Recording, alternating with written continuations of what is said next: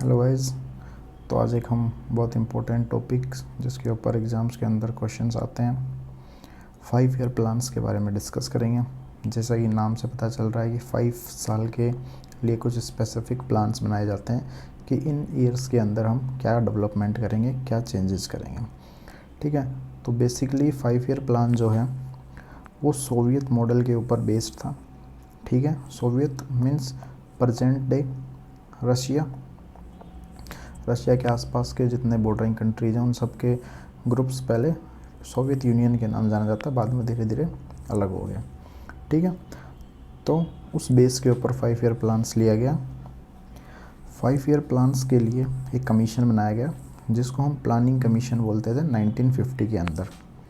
ठीक है, बाद में 2015 में मोदी जी की गवर्नमेंट के अंदर उसको प्लानिंग कमीशन को चेंज कर दिया गया नीति आयोग से। ओके, तो नीति आयोग की कई बार फुल फॉर्म पूछ ली जाती है।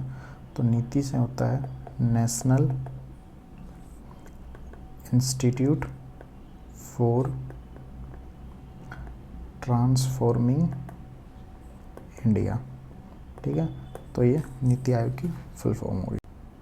तो फर्स्ट नंबर पे अपने पास में फर्स्ट 5 ईयर प्लान है जो 1951 से 1956 तक चला। ठीक है, उस टाइम पे प्राइम मिनिस्टर हमारे श्री जवाहरलाल नेहरू थे, फर्स्ट प्राइम मिनिस्टर थे। ओके, तो फर्स्ट 5 ईयर प्लान के दौरान अपने फोकस क्या थे? एग्रीकल्चर, इरिगेशन और पावर। एग्रीकल्चर में मतलब अपने को एग्रीकल्चर के अंदर प्रोडक्टिविटी इंक्रीज़ करनी है और इरिगेशन के डिफरेंट रिसोर्सेज साधन से बेटर इरिगेशन करना है, तकनीकी लगानी जिससे एग्रीकल्चर अच्छा हो, और पावर जनरेशन। ठीक है, अब हम बात करें कि फर्स्ट 5 ईयर प्लान किस मॉडल के ऊपर बेस्ड था। तो फर्स्ट 5 ईयर प्लान क्वेश्चंस पूछा जाता है, ये हैरोल्ड डॉमर मॉडल से पे डिपेंड था। तो हैरोल्ड डॉमर 2 इकोनॉमिस्ट थे।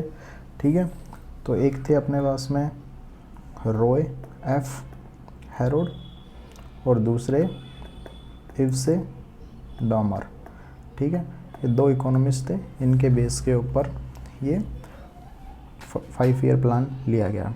ठीक है, फर्स्ट 5 ईयर प्लान के अंदर कुछ इम्पोर्टेंट प्रोजेक्ट्स आते हैं जो एग्ज़ाम पर्सपेक्टिव से इम्पोर्टेंट हैं।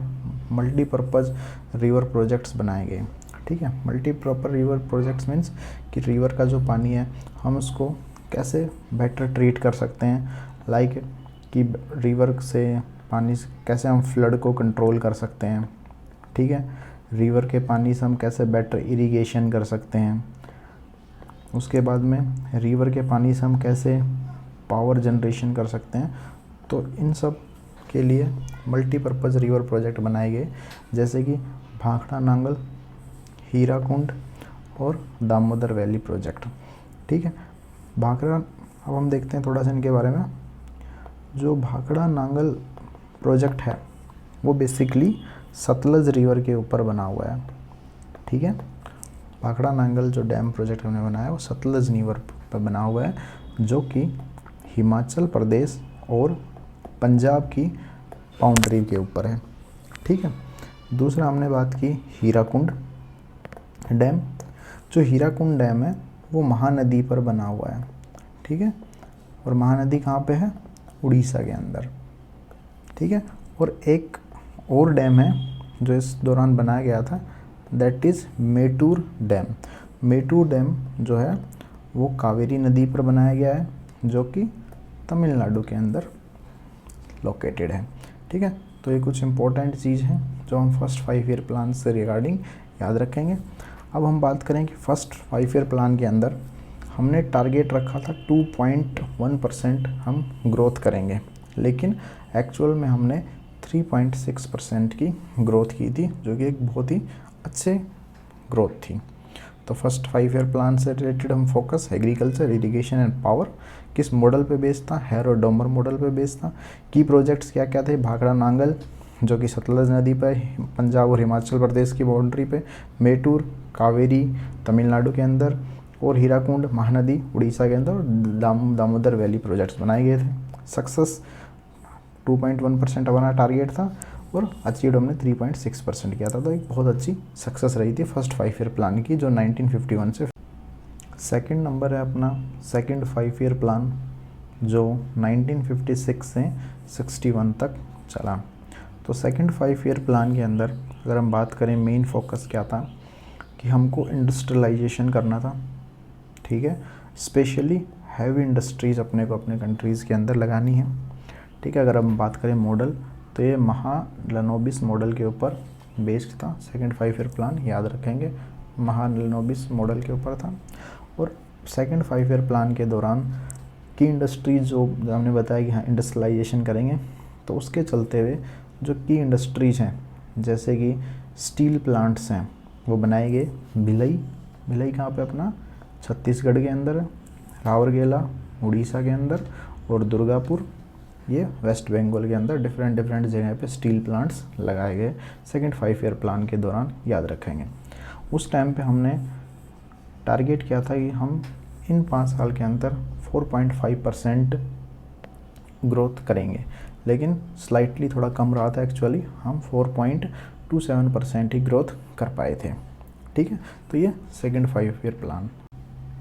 तो नेक्स्ट अपने पास में है थर्ड 5 ईयर प्लान जो 1961 से 66 तक चला, ठीक है। तो थर्ड 5 ईयर प्लान के अंदर जैसे हमने देखा फर्स्ट के अंदर पूरा एग्रीकल्चर था, सेकंड के अंदर हमने इंडस्ट्रीज़ के ऊपर दे दिया ध्यान, हैवी इंडस्ट्रीज इसमें इंक्लूड कर ली हमने, जिससे अपनी ग्रोथ रेट थोड़ी कम रही। लेकिन थर्ड 5 ईयर प्लान के अंदर हमने एग्रीकल्चर प्लस इंडस्ट्री दोनों के ऊपर ध्यान दिया ताकि हम एग्रीकल्चर और इंडस्ट्री दोनों में बेटर करें और हम सेल्फ रिलायंस की तरफ जाएं कि हम अपने पे डिपेंड हैं, हम सब चीज़ें अपने आप में बनाएं और उस हिसाब से अपनी ग्रोथ डेवलपमेंट हो, ठीक है। अब थर्ड 5 ईयर प्लान के दौरान कुछ ऐसी चीज़ें हुई जिससे ग्रोथ के अंदर बहुत बाधाएं डाली, जिसके अंदर है इंडिया चाइना वॉर 1962, ठीक है। उस दौरान डेवलपमेंट प्लान्स एग्जीक्यूट नहीं हो पाए, ठीक है। इंडिया पाकिस्तान वॉर 1965, ठीक है। तो थर्ड 5 ईयर प्लान के अंदर 2 युद्ध हो गए अपने, एक तो चाइना के साथ 1962 में और एक पाकिस्तान के साथ 1965 में। और उसके बाद में ड्रोट आ गई, ड्रोट सिचुएशन 1966 में, ठीक है। अगर हम बात करें ड्रोट 1966 तो ये स्पेशली बिहार और ईस्टर्न यूपी को इसने इफ़ेक्ट किया, ठीक है। पर्टिकुलरली अगर हम बात करें तो खरीफ की फसलें जो हैं उनको इसने नुकसान पहुंचाया, पूरा ड्रोट आ गया, ठीक है। तो अब थर्ड 5 ईयर जो प्रोग्राम था उसके अंदर इम्पोर्टेंट प्रोग्राम लॉन्च किया गया जो कि ग्रीन रिवॉल्यूशन था, जिसका इनिशिएटिव 1965 के अंदर लिया गया, ठीक है। और इसका मेन फोकस क्या था, to increase food production in country, ठीक है। अपने देश के अंदर फूड प्रोडक्शन को इंक्रीज़ करना। अब फूड प्रोडक्शन हम कब इंक्रीज़ कर सकते हैं, जब अपने पास में वैरायटी ऑफ सीड्स हों और अपने पास में हाई यील्डिंग, वैरायटी के साथ साथ में हाई यील्डिंग सीड्स होने चाहिए जिससे पैदावार ज़्यादा हो, फर्टिलाइज़र्स हों बेटर, उसके बाद में इरिगेशन के लिए एडवांस टेक्नोलॉजी हो, एडवांस टेक्नोलॉजी फॉर इरिगेशन हो, ठीक है। तो ये सब ग्रीन रिवॉल्यूशन के टारगेट्स थे और बेसिकली हमने वीट और राइस के ऊपर ध्यान दिया ताकि कभी भी ऐसे भूखमरी की सिचुएशन कंट्री के अंदर क्रिएट ना हो, सबके लिए खाना पर्याप्त मात्रा के अंदर हो। लेकिन थर्ड 5 ईयर प्लान के रिजल्ट्स क्या रहे, हमने टारगेट किया था कि हम 5.6% ग्रोथ रेट ले करेंगे इन 5 ईयर के अंदर, लेकिन due to war situation and drought हमने सिर्फ 2.8% का ग्रोथ रेट शो किया थर्ड 5 ईयर प्लान के दौरान, ठीक। अब जैसे कि अपने को पता है कि जो अपना थर्ड 5 ईयर प्लान था वो बहुत बुरी तरह से फेल हो गया था, ठीक है। बहुत ज़्यादा इनस्टेबिलिटी थी, भले ही वो वॉर की वजह से हो या फिर सूखा ड्रोट की वजह से हो, ठीक है। तो थर्ड 5 ईयर प्लान के बाद में बोला गया कि अब हम थोड़ा प्लान हॉलीडे लेंगे या हम एनुअल प्लान्स बनाएंगे, ठीक है, पीछे की रिकवरी करेंगे। तो 1966 से 1969 का जो टाइम है इसको हम प्लान हॉलीडे बोलते हैं, ठीक है। अब ये प्लान हॉलीडे क्या था कि जो इकोनॉमी के अंदर इनस्टेबिलिटी चल रही है या फिर जो थर्ड 5 ईयर प्लान के अंदर जो फेलियर थे उनको हम कैसे सही कर सकें, ठीक है। जो अपना एग्रीकल्चर है उसको हम कैसे बेटर बना सकते हैं, या फिर प्राइस को स्टेबलाइज कैसे कर सकते हैं, मार्केट प्राइस को। उसके बाद के अंदर एक्सपोर्ट जो है अपने कंट्री से कैसे एक्सपोर्ट को इंक्रीज़ किया जा सकता है। तो इन सब के लिए हम इन प्लान हॉलीडेज़ के दौरान प्रिपरेशन करेंगे, और जो अपना नेक्स्ट 5 ईयर प्लान होगा, जो फोर्थ 5 ईयर प्लान है, उन सब के लिए भी हम प्रिपेयर होंगे इस ड्यूरेशन के अंदर, इसलिए इसको ओके। तो नेक्स्ट है फोर्थ 5 ईयर प्लान, ठीक है। तो हम हॉलीडे छुट्टियों के बाद में अब न्यू फोर्थ 5 ईयर प्लान के अंदर आए थे, जो कि 1969 से 1974 तक चला। इसके बेसिक फोकस थे कि हमको ग्रोथ करनी है, ऑब्वियसली हर 5 ईयर प्लान में वही होगा कि ग्रोथ करनी है, लेकिन स्टेबिलिटी के साथ में अंदर, ठीक है, और सेल्फ रिलायंस की तरफ जाना है, आत्मनिर्भर बनना है। तो फोर्थ 5 ईयर प्लान के अंदर ISRO, Indian space research organisation जो है बनाया गया। तो जो इसरो है वो 15 सितंबर 1969 के अंदर स्टेब्लिश किया गया। उसके बाद नेक्स्ट इम्पोर्टेंट चीज़ क्या है फोर्थ 5 ईयर प्लान के अंदर, that is bank nationalisation. Bank nationalisation 1969 में हुआ, ठीक है।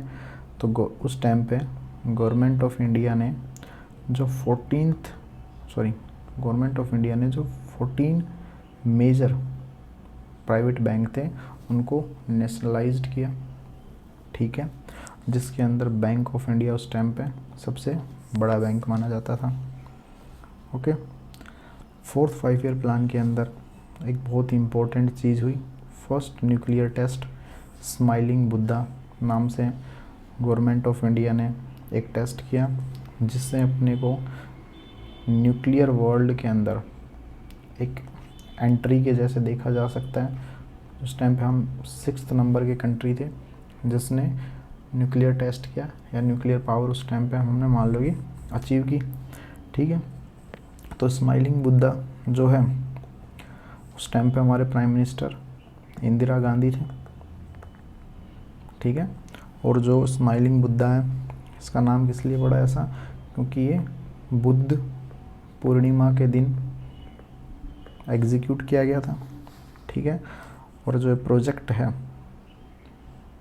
स्माइलिंग बुद्धा, ये भाभा एटॉमिक रिसर्च सेंटर के द्वारा लॉन्च किया गया था। कहाँ पे? पोखरण, राजस्थान के अंदर, ठीक है। और उस टाइम पे बार्क के हेड जो थे वो थे राजा रमन्ना, ठीक है। तो इम्पोर्टेंट चीज़ें ध्यान रखेंगे फोर्थ 5 ईयर प्लान के अंदर, इसरो, बैंक नेशनलाइजेशन और न्यूक्लियर टेस्ट किया गया स्माइलिंग बुद्धा। लेकिन रिजल्ट क्या रहे कि हमने टारगेट तो की थी 5.7, हमारे उस टाइम पे टारगेट तो कितना था 5.7 ग्रोथ रेट का, लेकिन एक्चुअली हमने 3.3% ही ग्रोथ को अचीव किया था फोर्थ 5 ईयर प्लान के दौरान, ठीक है। तो इम्पोर्टेंट इसके अंदर जो जो होने थे याद रखेंगे। और एक चीज़ और है जो फर्स्ट 5 ईयर प्लान के अंदर था कि कंट्रीज़ के अंदर पहली बार IITs बनाई गई थी फर्स्ट 5 ईयर प्लान के अंदर, जो कि IIT खड़गपुर थी, ठीक है, याद रखेंगे इसको, ठीक है। उसके बाद में नेक्स्ट आता है फिफ्थ 5 ईयर प्लान। तो फिफ्थ 5 ईयर प्लान 1974 से 1978 तक चला, ठीक है। इसके अंदर फोकस थे, इम्पोर्टेंट है, याद रखेंगे, पॉवर्टी रिमूवल, गरीबी हटाओ का नारा दिया गया इंदिरा गांधी के द्वारा, इम्पोर्टेंट चीज़ है। 5 ईयर प्लान्स के अंदर, फिफ्थ 5 ईयर प्लान के अंदर गरीबी हटाओ का नारा दिया गया। और एम्प्लॉयमेंट जनरेशन, एम्प्लॉयमेंट बढ़ाना है, और जस्टिस, किसी के साथ में भी बुरा ना हो, सबको इक्वली जस्टिस मिले, इन चीज़ों पे फोकस किया गया, ठीक है। नेक्स्ट पॉइंट है RRB, मतलब रीजनल रूरल बैंक, ठीक है। रीजनल रूरल बैंक 1975 के अंदर है, ठीक है। तो आरआरबी जो है इसको थोड़ा सा हम इधर समझते हैं। रीजनल रूरल बैंक, जैसा कि अपने पता है 1975 में आए, ठीक है। एक नरसिम्हम कमेटी, उसके रिकमेंडेशन के ऊपर आरआरबी बैंक लाए गए थे। और आरआरबी जो रीजनल रूरल बैंक है, जैसा कि नाम से स्पष्ट है, इसका एम क्या था ओपन करने का? To provide financial access to rural areas, ठीक है। रूरल एरियाज़ के अंदर फाइनेंशियल एक्सेस दिया जाए, इसलिए आरआरबीज बनाए गए थे। 5th 5 ईयर प्लान के दौरान हमको पता है कंट्री के अंदर नेशनल इमरजेंसी लगाई गई थी, ठीक है। और जो 5th 5 ईयर प्लान है उसको अर्ली टर्मिनेट कर दिया गया था जनता गवर्नमेंट के द्वारा 1978 के अंदर। क्यों? तो जैसा कि अभी हमने देखा कि 1978 के अंदर जनता पार्टी पावर के अंदर आती है और वो जो 5th 5 ईयर प्लान है उसको अर्ली क्लोज कर देती है, ठीक है। तो उसके बाद में एक इंटरमीडिएट रोलिंग प्लान चलाया जाता है 1978 से 1980 तक, ठीक है। बेसिकली उस दौरान कोई न्यू प्लान्स नहीं थे, ठीक है, क्योंकि गवर्नमेंट फ्रिक्वेंटली चेंज हो रही थी। तो इसलिए एक रोलिंग प्लान रखा गया, ठीक है, कि जो अपने बेसिक स्मॉल टारगेट्स रखेंगे, एनुअल असेसमेंट करेंगे कि क्या क्या डेवलप करना है। लेकिन बाद में 1980 के अंदर जब कांग्रेस गवर्नमेंट दोबारा से पावर में आती है तो इसको हटा दिया जाता है और नेक्स्ट 6th 5 ईयर प्लान की तरफ देखा जाता है 1980 के बाद में। तो रोलिंग प्लान मतलब बेसिकली कोई उस टाइम पे प्लान ही नहीं था, ऐसे एनुअल असेसमेंट चल रहे थे कि क्या क्या डेवलपमेंट हुआ है, क्या क्या और करना है, ठीक है। तो नेक्स्ट अपने पास में 6th 5 ईयर प्लान, जो कि रोलिंग प्लान के बाद में आया, जो 1980 से 1985 तक चला, ठीक है। तो इसके अंदर फोकस क्या था? ऑब्वियसली पॉवर्टी ख़त्म करनी है, थोड़ा मॉडर्नाइजेशन की तरफ जाना है, टेक्नोलॉजी के अंदर डेवलपमेंट करना है। ये बेसिकली 5th 5 ईयर प्लान के फोकस थे, इम्पोर्टेंट पॉइंट थे। अब 5th 5 ईयर प्लान के दौरान नाबार्ड का डेवलपमेंट किया गया या एस्टेब्लिश किया गया। नाबार्ड जो कि national bank for agriculture and rural development, ठीक है। नाबार्ड जो बेसिकली है वो 1982 के अंदर आया और नाबार्ड का बेसिक फोकस क्या था कि एग्रीकल्चर और रूरल डेवलपमेंट करना है, ठीक है। एग्रीकल्चर और रूरल डेवलपमेंट करना है through financial and technical support, ठीक है।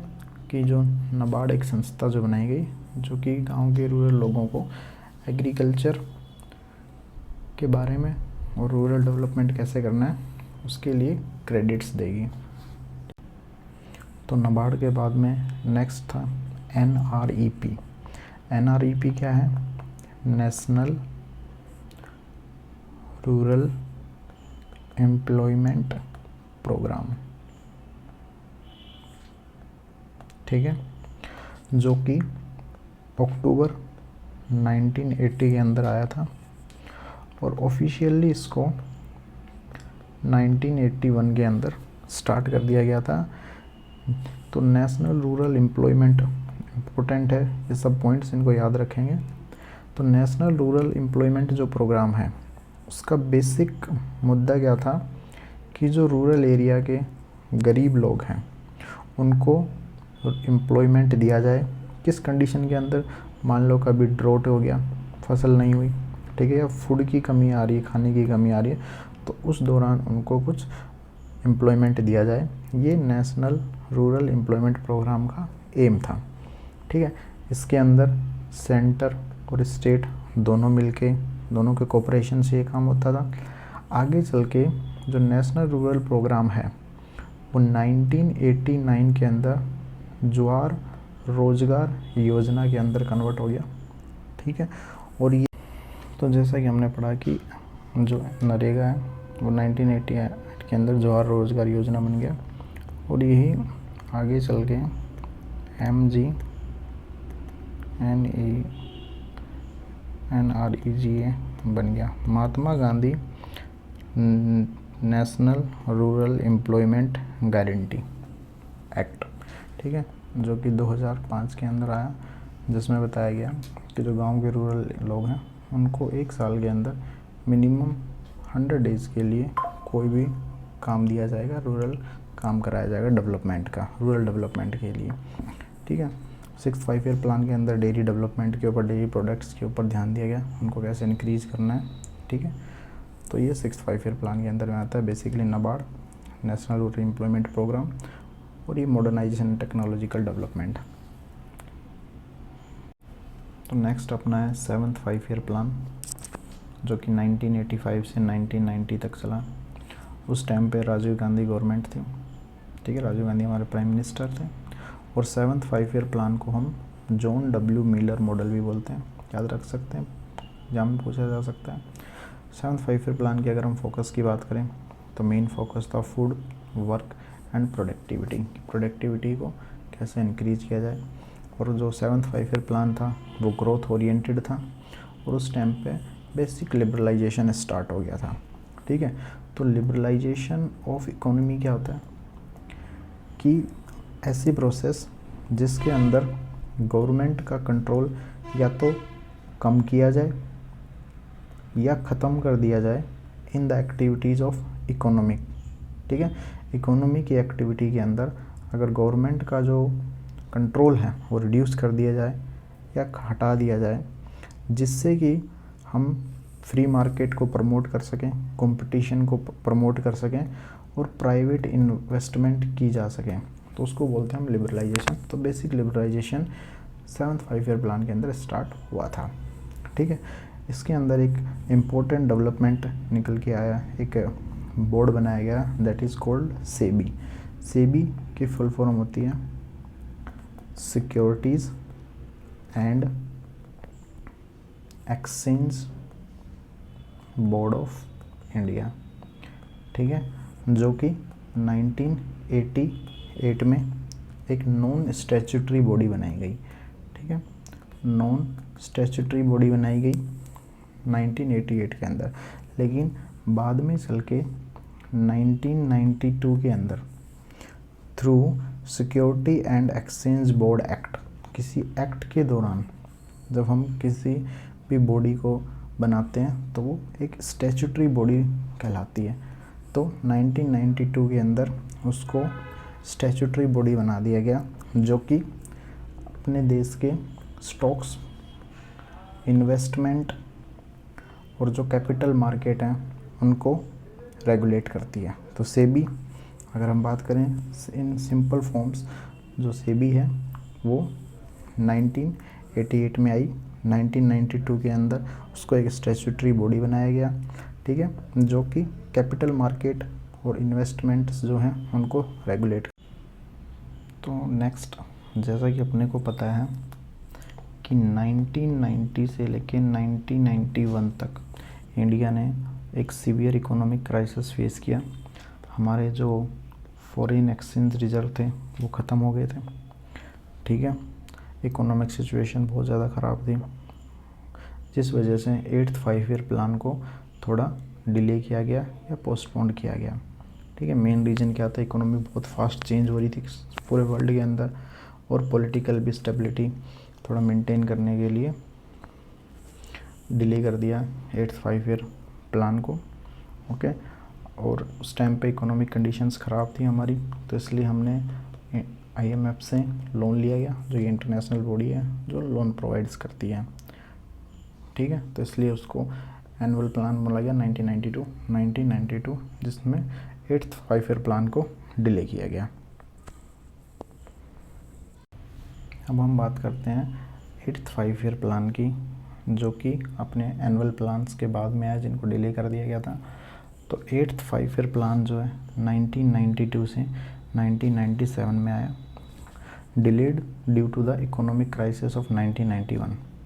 ठीक है, 8th 5 ईयर प्लान के दौरान हम WT वर्ल्ड ट्रेड ऑर्गेनाइजेशन के मेंबर बने। इंडिया वर्ल्ड ट्रेड ऑर्गेनाइजेशन का मेंबर बना 1 जनवरी 1995 को। ठीक है, मेन फोकस क्या थे? ह्यूमन डेवलपमेंट, और मोस्ट इम्पोर्टेंट उस टाइम पे LPG रिफॉर्म्स आए थे। LPG reforms, liberalisation, privatisation and globalisation. ठीक है, तो यहाँ पे इम्पोर्टेंट जो हम बात कर रहे हैं LPG रिफॉर्म्स के बारे में बात करते हैं। तो LPG, L stand for liberalisation. तो लिबरलाइजेशन क्या होता है कि कोई प्रोसेस जो गवर्नमेंट के रेस्ट्रिक्शंस और रेगुलेशंस को कम करता है इकोनॉमिक एक्टिविटीज़ के अंदर। ठीक है, जिसके कोई भी इकोनॉमिक डेवलपमेंट, इकोनॉमिक एक्टिविटीज़ है, तो उसके अंदर अगर प्राइवेट सेक्टर कुछ काम कर रहे हैं, कुछ डेवलपमेंट प्रोसेस कर रहे हैं, तो उसके अंदर जितना गवर्नमेंट का कम रेस्ट्रिक्शन होगा, उससे ज़्यादा इकोनॉमिक हम ग्रोथ कर सकते हैं, डेवलपमेंट कर सकते हैं। तो उसके लिए L मतलब लिबरलाइजेशन। ठीक है, P से अपना सेंस है प्राइवेटाइजेशन।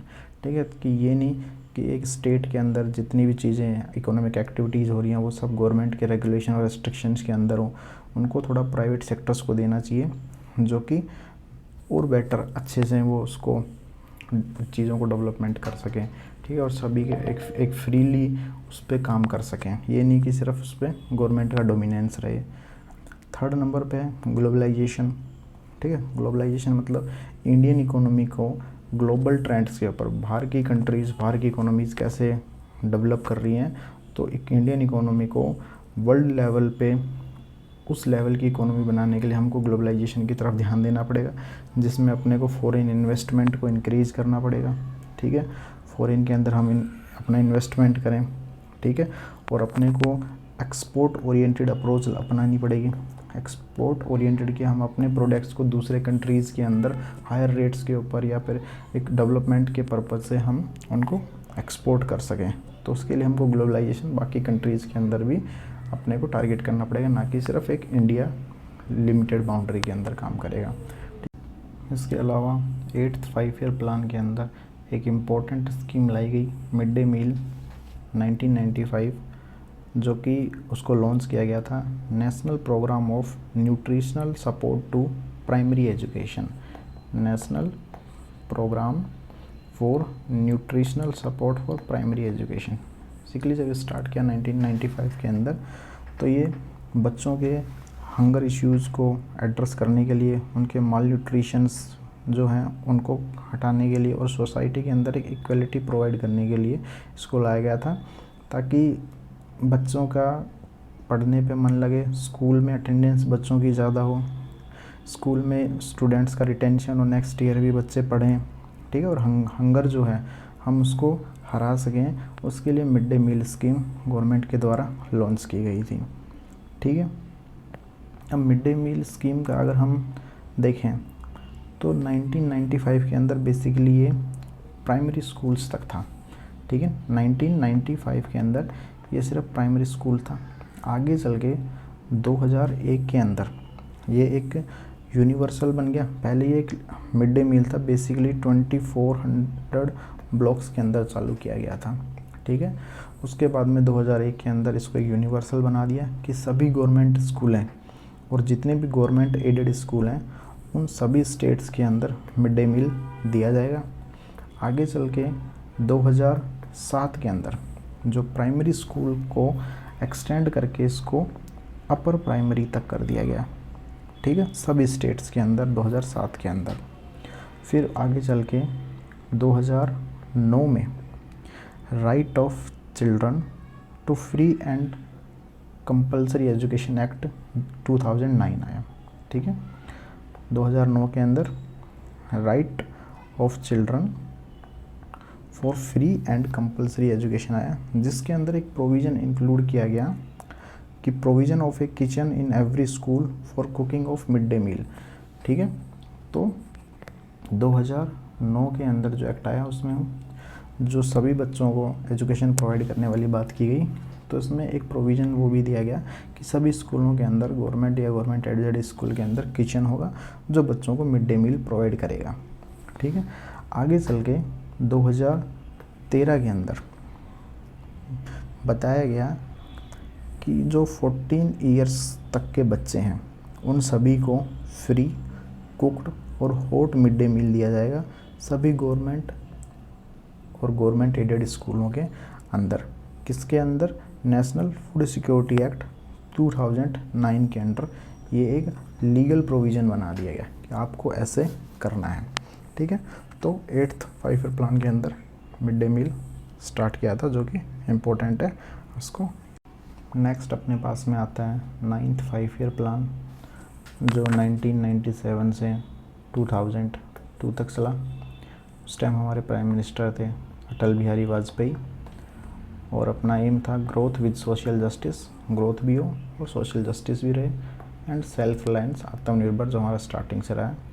इसमें इम्पोर्टेंट इवेंट्स की अगर हम बात करें तो पोखरण 2 न्यूक्लियर टेस्ट हुआ था जो कि राजस्थान के अंदर हुआ था 1998 के अंदर, और हमने फर्स्ट टेस्ट कब किया था?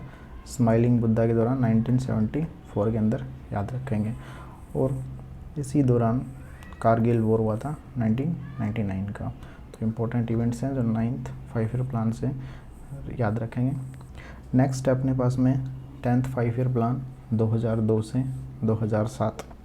इसमें मेन फोकस अपना था reduction in poverty and employment generation, गरीबी को कम किया जाए और एम्प्लॉयमेंट को बढ़ावा दिया जाए।